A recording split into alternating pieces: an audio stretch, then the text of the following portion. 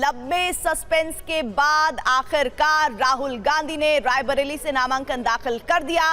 राहुल के नाम का ऐलान आखिरी दिन किया गया, लेकिन इसके पीछे कांग्रेस के अंदर की राजनीति काफी तेज रही। क्या वजह रही कि राहुल ने रायबरेली को चुना? अमेठी में पिता की राजनीतिक विरासत संभालने के बाद अब वो मां सोनिया गांधी का लोकसभा क्षेत्र संभालेंगे। राहुल गांधी वायनाड से रायबरेली क्यों आए? आगे कांग्रेस की राजनीति क्या हो सकती है? उत्तर भारत पार्टी के लिए कितना अहम है? ये सब सवालों के जवाब इस बार के न्यूज मेकर में। इस बार के न्यूज मेकर हैं राहुल गांधी।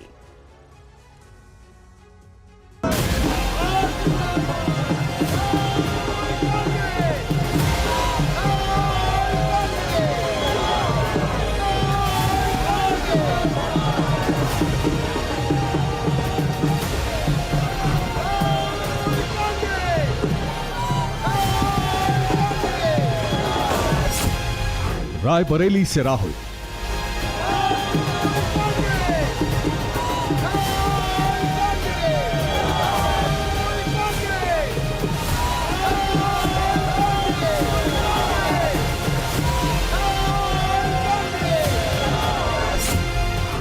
विरासत,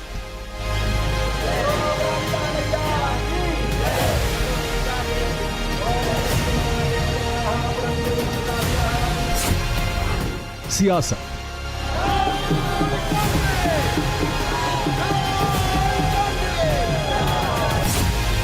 राजनीति,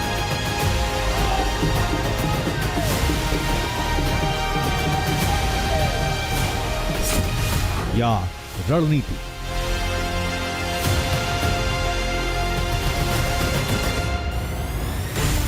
जो सवाल सियासत के गलियारों में गूंज रहा था, उसका जवाब तो मिल गया, लेकिन नए सवालों का सिलसिला शुरू हो गया है।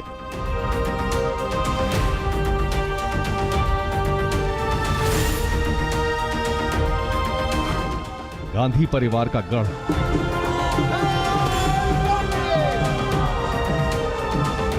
तीन पीढ़ियों का जुड़ाव,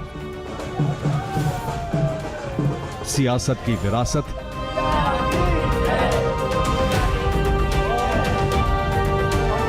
या राजनीति की रणनीति। सवाल इतना सरल नहीं जितना नजर आ रहा है, बल्कि इस फैसले तक पहुंचने में कांग्रेस के अंदर की राजनीति बहुत उतार चढ़ाव से गुजरी है। राहुल ने नामांकन तो कर दिया, लेकिन ये अंत नहीं, बल्कि पार्टी और उत्तर भारत की राजनीति के लिए एक नया पड़ाव है। गांधी परिवार की राजनीति के गढ़ में फिरोज गांधी से शुरू हुआ सिलसिला अब राहुल गांधी तक पहुंच गया है। गांधी परिवार के लिए रायबरेली की सीट जितनी अहम है, उतना ही अहम वो संदेश है जो कांग्रेस अपने कार्यकर्ताओं को देना चाहती है।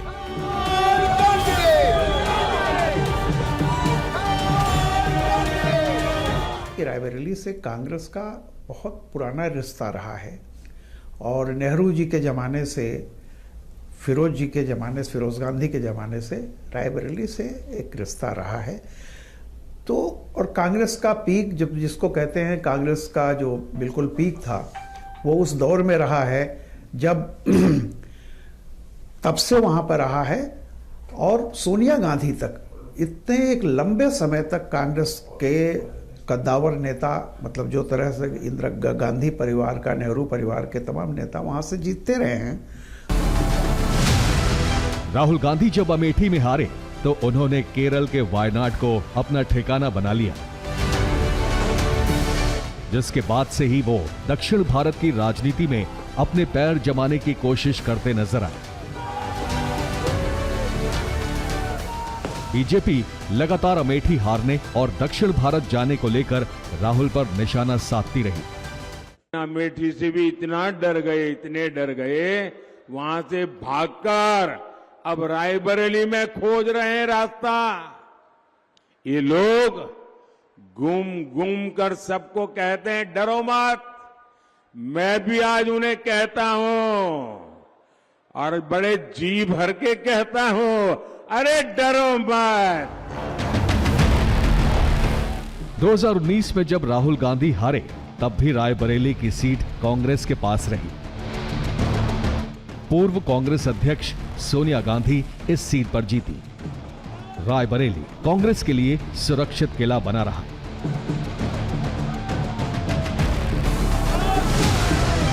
2024 की लड़ाई अलग है। एक एक सीट के लिए संघर्ष कर रही कांग्रेस किसी भी हाल में रायबरेली विपक्ष को सौंपना नहीं चाहती। साथ ही इस सीट पर गांधी परिवार से जुड़ाव को तोड़ना भी पार्टी और परिवार के लिए भविष्य में समस्या लेकर आ सकता था। पार्टी और परिवार की विरासत को बचाने के लिए राहुल गांधी को रायबरेली सीट से चुनाव लड़ने के लिए मनाया गया।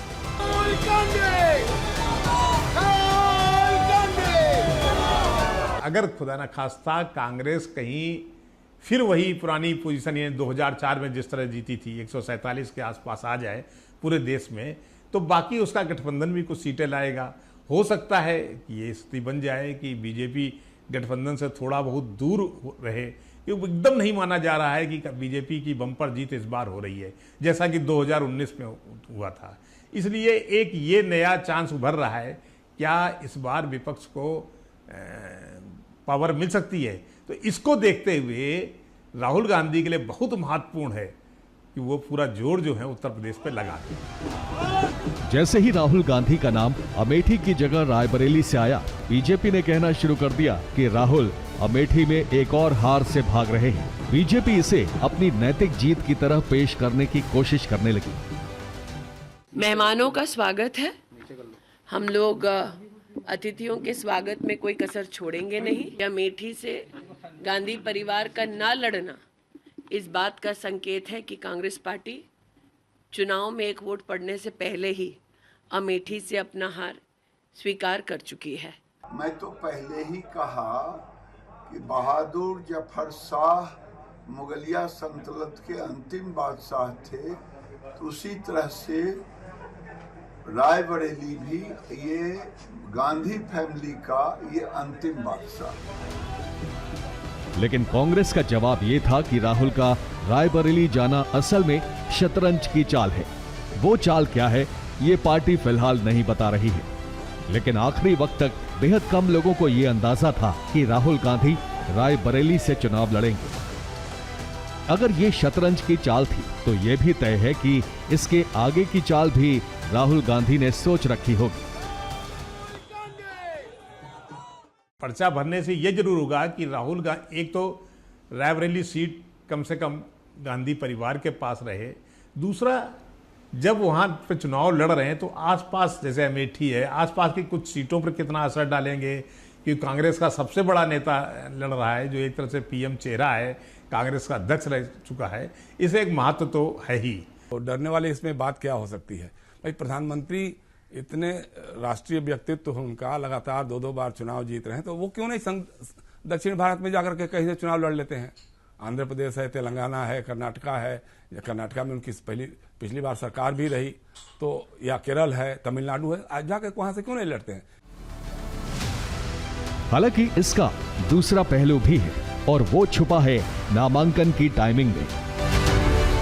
कई दिनों से चर्चा चल रही थी कि अमेठी और रायबरेली में पार्टी उम्मीदवारी पर अपना रुख साफ नहीं कर पा रही है। पार्टी के कई सीनियर नेता चाहते थे कि दोनों सीटों पर गांधी परिवार की ही दावेदारी रहे, लेकिन राहुल गांधी खुद पार्टी के अंदर कह चुके थे कि वो 2 सीटों पर जीत की हालत में वायनाड को नहीं छोड़ेंगे। पार्टी के सीनियर नेताओं के साथ कार्यकर्ता भी राहुल गांधी और प्रियंका को ही लड़ाने पर आमादा थे। वजह थी पार्टी के परंपरागत वोट और भावनात्मक संबंध। दरअसल राहुल गांधी भावनात्मक रूप से अमेठी से जुड़े हुए हैं। दोनों सीटें छोड़ देने का संदेश ये जाता कि राजनीतिक तौर पर पावर हाउस उत्तर प्रदेश को कांग्रेस ने छोड़ दिया है। वैसे भी रायबरेली और अमेठी कांग्रेस के साथ साथ सहयोगी दलों के लिए भी महत्वपूर्ण है। कांग्रेस के लिए रायबरेली का जुड़ाव राहुल गांधी के दादा फिरोज गांधी से शुरू हुआ, फिर दादी इंदिरा गांधी और मां सोनिया गांधी भी इसी रास्ते दिल्ली पहुंची। असल में रायबरेली की लड़ाई कांग्रेस के लिए विरासत बचाने की लड़ाई है, जिसकी जिम्मेदारी अब राहुल के कंधे पर है। रायबरेली कांग्रेस के लिए एक लोकसभा सीट से बढ़कर है। यही वो सीट है जहां से कांग्रेस का इतिहास गहराई से जुड़ा है। 1951 में पहले लोकसभा चुनाव में यहां से 2 सांसद चुने जाने का प्रावधान था। जो सांसद यहां से चुने गए वो थे फिरोज गांधी और बैजनाथ कुरील। 1957 में पहली बार रायबरेली सीट बनी। एक बार फिर बैजनाथ कुरील और फिरोज गांधी यहां से चुने गए। 1960 में हार्ट अटैक से फिरोज गांधी का निधन हो गया। इसके बाद आरपी सिंह रायबरेली से चुनाव जीतकर लोकसभा पहुंच गए। 1962 के चुनाव में बैजनाथ कुरील यहां से चुनाव लड़े और जीते भी। 1967 में पहली बार इंदिरा गांधी रायबरेली से चुनाव लड़ी और जीतकर लोकसभा पहुंच गई। 1971 के चुनाव में रायबरेली में इंदिरा गांधी पर सरकारी संसाधनों के गलत इस्तेमाल का आरोप लगा। इसके बाद उनका चुनाव रद्द कर दिया गया। हालांकि बाद में उन्हें सुप्रीम कोर्ट से राहत मिल गई थी, लेकिन चुनाव में धांधली को लेकर इंदिरा गांधी के खिलाफ पूरे देश में एक बड़ा मुद्दा बना। इस मुद्दे को दबाने के लिए इंदिरा गांधी ने इमरजेंसी भी लगा दी थी।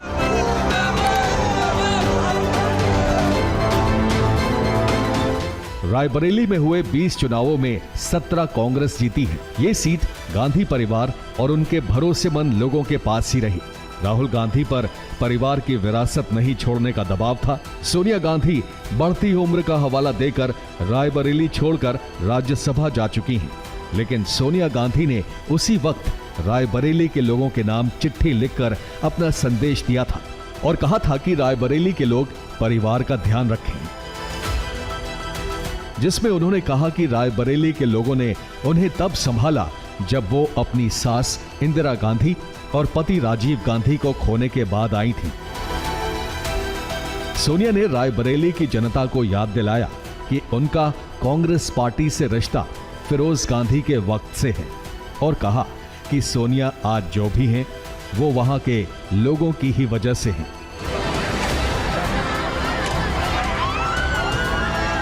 देखिए, रायबरेली और अमेठी में सोनिया गांधी से अधिक रायबरेली और अमेठी के लोग चाहते थे कि नेहरू गांधी परिवार का ही कोई सदस्य यहाँ से चुनाव लड़े। वो लोग यही कह रहे हैं कि भाई हम चाहते हैं, हम लोग अनाथ हो गए हैं क्योंकि राहुल गांधी थे, सोनिया गांधी थी, यहाँ विकास के इतने कार्य हुए, चाहे वो IIT हो या फिर वो मेडिकल कॉलेज हो, रेल कोच फैक्ट्री हो या अस्पताल, और बहुत सारे काम जो हुए थे वो सब ठप पड़ गए हैं पिछले 5-10 वर्षों में। तो ये अगर राहुल गांधी होते या सोनिया गांधी होते तो शायद वो बात नहीं होती। सरकार अगर हमारी इनकी होती तो फिर बात नहीं होती। असल में कांग्रेस और खासकर सोनिया गांधी के लिए रायबरेली की सीट सिर्फ लोकसभा में प्रतिनिधित्व नहीं बल्कि एक विरासत है। सोनिया गांधी चाहती थी कि किसी भी हालत में ये सीट बीजेपी को वॉक ओवर में न चली जाए। पूरी कांग्रेस पार्टी के साथ साथ सोनिया भी गांधी परिवार के पास इसे रखना चाहती थी। इसी का हिंट सोनिया गांधी ने राज्यसभा नामांकन से पहले यहाँ की जनता को अपनी चिट्ठी में भी दिया था। अमेठी और रायबरेली में आखिरी कुछ घंटों में हुए नाम के ऐलान और नामांकन से कांग्रेस की सियासी रणनीति की 2 धुरी दक्षिण भारत और उत्तर भारत को साधने की कोशिश हुई। राहुल गांधी, राहुल गांधी। प्रधानमंत्री नरेंद्र मोदी लगातार दक्षिण भारत में राजनीतिक निवेश कर रहे हैं।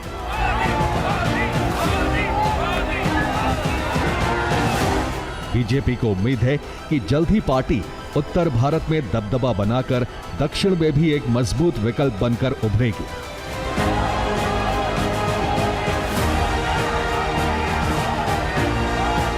राहुल की रणनीति में भी दक्षिण के राज्य बेहद अहम हैं, क्योंकि यहीं से राहुल लोकसभा पहुंचे हैं। लेकिन पार्टी ये भी नहीं चाहती कि उत्तर प्रदेश से पूरी तरह पैर खींच लिए जाए। इसका राजनीतिक संदेश संख्या के हिसाब से बेहद अहम यूपी में कार्यकर्ताओं के लिए अच्छा नहीं होता।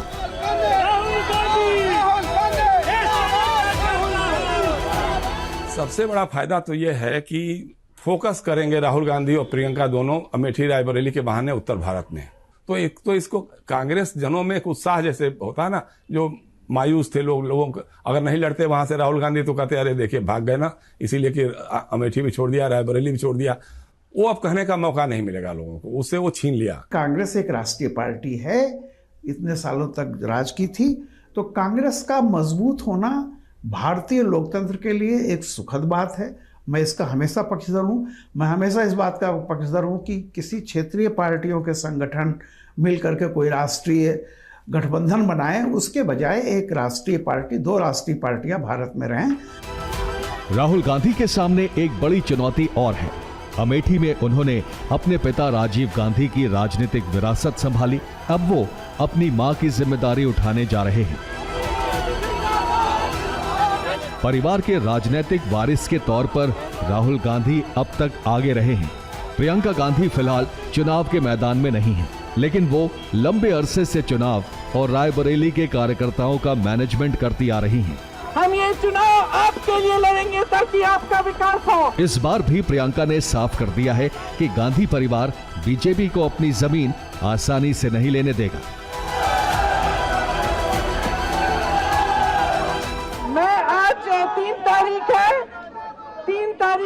6 तारीख को मैं वापस रायबरेली आऊंगी। क्या है ये? 6 तारीख को मैं वापस रायबरेली आऊंगी और तब से चुनाव के अंत तक आपके साथ और राहुल जी के लिए ये चुनाव लड़ेंगे। ये लोग चुनाव को धनबल पे लड़ते हैं, हम जनता के बल पर लड़ेंगे। हम ये चुनाव आपके लिए लड़ेंगे ताकि आपका विकास हो, ताकि आप आगे बढ़ी थी कैसे। असल में गांधी परिवार ने अमेठी और रायबरेली दोनों जगह वोटरों पर भी दांव लगाया है। राजनीति में प्यार एक तरफा नहीं हो सकता। जो रायबरेली मोदी की आंधी में भी कांग्रेस बचाकर ले गई, वहां मुद्दा परिवार है या पार्टी। केंद्र में मोदी जाएंगे, 200% केंद्र में मोदी जाएंगे, 500% जाएंगे मोदी। हम लोग सपोर्टर उन्हीं के हैं, लेकिन मजबूरी क्या है कि गांधी परिवार से घर जुड़ा हुआ है। जीतेंगे। कहाँ से? रायबरेली से।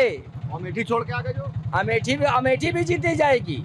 और स्मृति ईरानी का करियर ठीक नहीं है वहाँ पे। फॉलोअर है मोदी जी के, लेकिन कहीं न कहीं हर आदमी अगर मोदी जी के समर्थक हो जाएगा, हर आदमी मोदी जी के साथ चला जाएगा, तो एक आध आदमी कोई बाहर भी तो होना चाहिए। राहुल गांधी लगातार नई चुनौतियां उठाते आए हैं।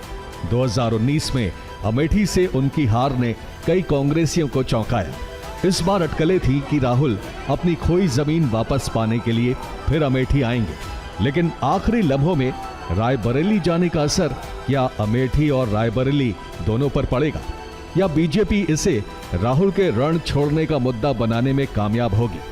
जीत और हार इसी पर निर्भर करेगी, क्योंकि वायनाड ने राहुल को तब चुना जब अमेठी की जनता ने नकार दिया था। ऐसे में राहुल के लिए मुश्किल चुनौती चुनाव के बाद भी कायम रहेगी। राहुल जी रायबरेली से लड़ रहे हैं, लेकिन मुझे नहीं लगता कि वायनाड छोड़ेंगे, क्योंकि देखिए वायनाड उनके लिए एक सुरक्षित सीट है। दूसरी बात यह है कि दक्षिण भारत भी उतना ही इंपॉर्टेंट है जितना उत्तर भारत।